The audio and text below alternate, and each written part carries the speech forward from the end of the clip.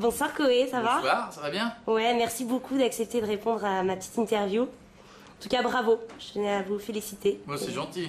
Et j'encourage tous les amis parisiens et de France à venir le découvrir à partir du 10 janvier 2012 au Palais des Glaces à Paris. Venez, voilà. Venez, on s'amuse bien, je crois. Hein. Bah, je crois aussi. Hein. Vous me racontez votre plus grand coup de folie? Personnel ou dans la vie? Tout, comme vous voulez. Ah si, mais c'est involontaire, moi je suis pas dans les grands coups de folie, alors je sais pas, ou alors j'en fais plein, mais je m'en souviens. Ah ouais, si j'en ai fait plein quand même. Les coups de folie, c'est quand je suis un peu... C'est un mélange entre coup de folie et coup d'énervement. D'accord. Il m'est arrivé de foutre dehors Rihanna d'une émission de radio. Ah ouais? Ouais. Pourquoi? Parce qu'elle était nulle. D'accord. Et elle était malade, et on m'a dit elle est malade. J'ai dit bah, quand on est malade, on reste couché, donc c'était un peu désagréable. Voilà, j'ai fait chanter les Pussycat Dolls dans une loge parce qu'elle voulait pas sortir. J'ai dit bah, puisque c'est comme ça, le chantons dans la loge. Oui, c'est des petits coups de folie. Je suis pas très fier après parce que ça se fait sous le coup de l'énervement. Et en même temps, ça fait des séquences super. Ouais, c'est ça. Qu'est-ce qui vous repousse chez une femme? Les poils sur les bras. Ah ouais? Oui. Alors du coup, vous faites comment? Vous dites quoi? Ça Ben, se voit? non, je le fais sous le terme de plaisanterie en disant tu sais, ce serait vachement bien sans. Ouais. C'est-à-dire que toutes les filles de mon équipe, quand on a commencé la radio sur Énergie il y a 2 ans, elles avaient toutes des poils, mais c'était pas des trucs de fou, petits poils. Et je les ai tellement saoulées avec ça qu'elles l'ont fait un jour et elles se sont dit mais il a raison, c'est vraiment plus doux. Donc elles m'ont pris pour un dictateur du poil et depuis elles me remercient parce que leurs mecs aussi ils disent merci.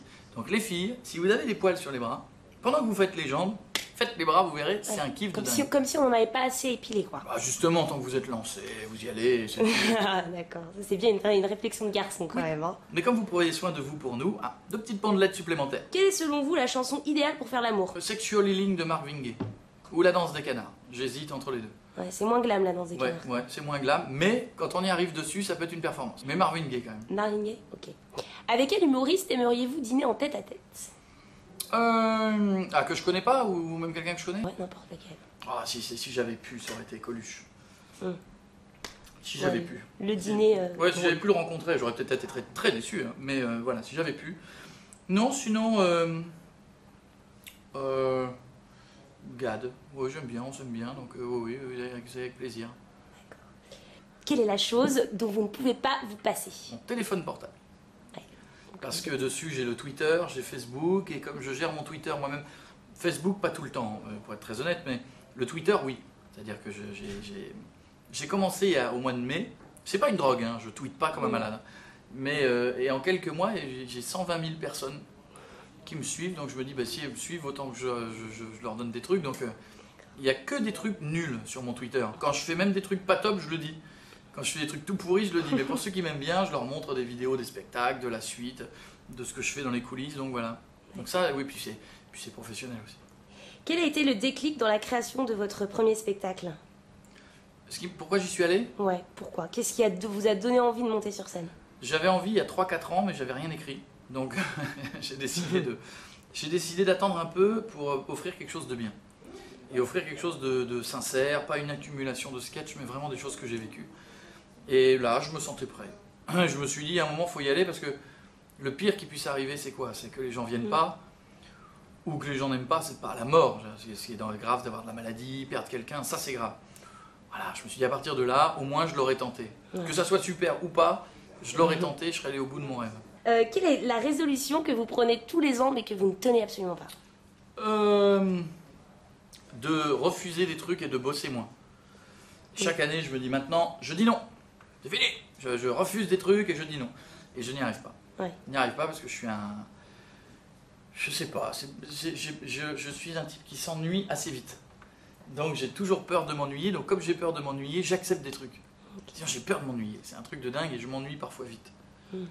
Voilà. Vous êtes venu donc présenter votre premier spectacle ici à la Compagnie du Café Théâtre.